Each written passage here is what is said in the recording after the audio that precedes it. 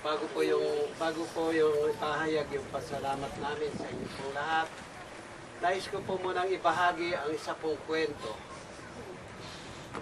Doon daw po sa isang kaharian na kung saan po na mayroong isa pong hardinero ang hari. No? Na ang hardinero ito po ay sa kanyang paglilingkod ay talagang masayang masaya siya na nag-aalaga ng mga halaman na kanya pong kapiling araw at gabi. Ito po, may mga halaman siya na napakagaganda ng mga bulaklak. Ito po ang nagiging kaligayahan niya sa bawat araw.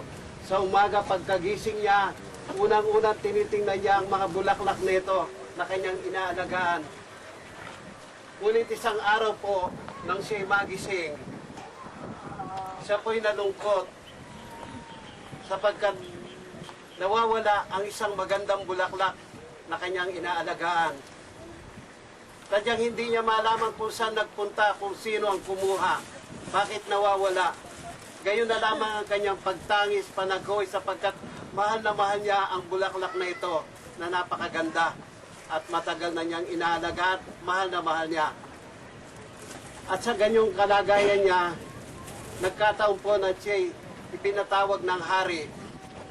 At sa kauna-unahang pagkakataon, siya po'y nakapasok doon sa silid ng hari. At doon po sa silid ng hari, ay napansin niya ang isang florera na meron pong nakalagay na isang magandang bulaklak. Nang sabi niya, kilalang kilala ko ang bulaklak nito. Ito yung aking bulaklak na hinahanap. Hindi pala siya nawawala. Siya'y kinuha lamang ng tunay na may-ari. Mga kapatid, si Ate Prem po ay ating alaga. Tayo ay naging hardinera sa mahabang panahon na nagmamahal sa kanya.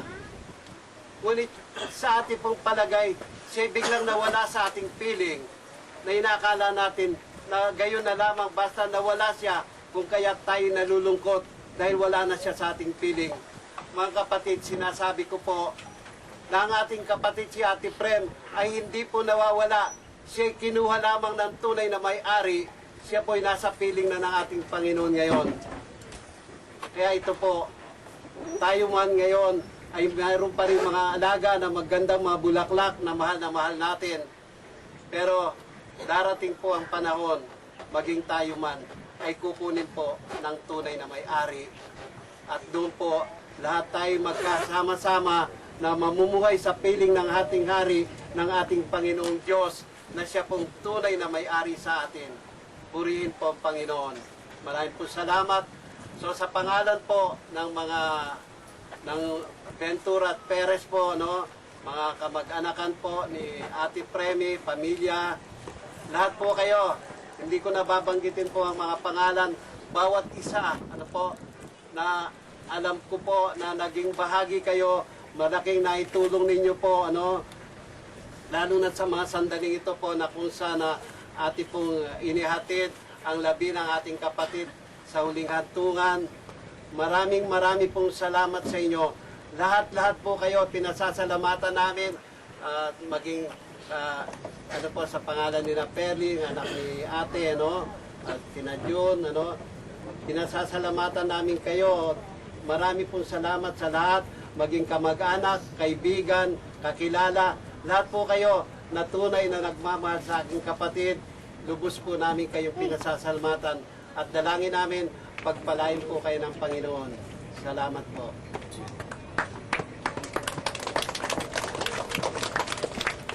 Nais ko po rin ipanalangin lahat po ng sumuporta sa financial, lahat ng uri ng tulong. Nais ko pong idalangin na lalo po kayo pagpalain ng ating Panginoon. At kasama na rin po sa panalangin ko ngayon, birthday po ni Pearly. At ilang beses nag-text sa akin ito, customer, at sinisigurado niya na hindi daw niya maibulala sa kanyang nais na yan. Pero ganun pa man, sabi niya, pa-birthday mo, Pastor. Nandito si Tito na siya ang nagpasalamat. Let us all pray sa lahat po na ibalik ng Panginoon, ng liglig-siksik umaapaw pa, sa lahat ng sumuporta sa kay Mami at sa pamilyang ito na naroon po ang kanilang pagdadalamhati. Manalangin po tayo. Panginoon, dinadalangin ko po ang lahat na naririto po ngayon, O Diyos, lalo na, Panginoon, ang sumuporta financially. Lord, open the windows of heaven. At Lord, ibalik mo po ng liglig, siksik, umaapaw. Ikaw po ang nagsabi, Panginoon, na lalo mong pagpapalain ang nakakaloob, Panginoon, ng mga tulong. So sa lahat po ng mga tumulong, O Diyos, ibalik mo po ito, Panginoon, ng masaganang pagpapala. Lord, dinadalangin din po namin si Pearly sa oras na ito, sa kanyang kaarawan. Dalangin po namin, O Diyos, ang peace of mind, ang joy, at lalo na, Panginoon, ang growth spiritually, na maging mag-mature pa lalo, Panginoon, si Pearly sa pananaw sa buhay, sa pagmamahal sa iyo, pag-aaruga kay Erwin at pag-aaruga, Panginoon, sa mga bata. Lord, gawin mong matatag si Pearly sa kanyang buhay. Lord, thank you, God, sa kanyang kaarawan na ito, natanda na yung katapatan. Sinasamba ka po namin at pinupuri. Thank you, Lord, for answering all our prayers. For we ask this in Jesus' name. Everybody say amen. Punta na po tayo sa last viewing.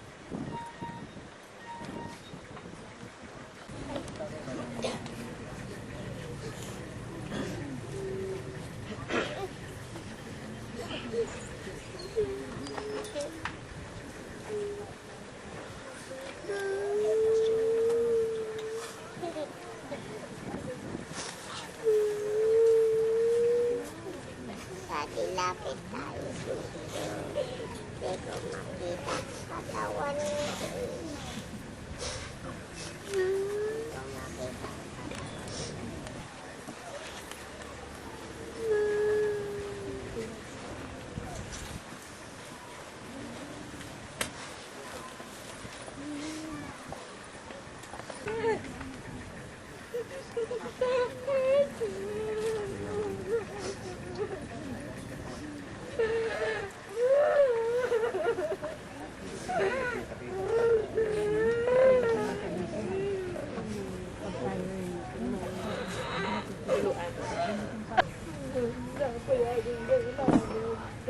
Magpahinga ka na. Kung malayo ka na dito. Magpahinga na natin. Namigay ko na.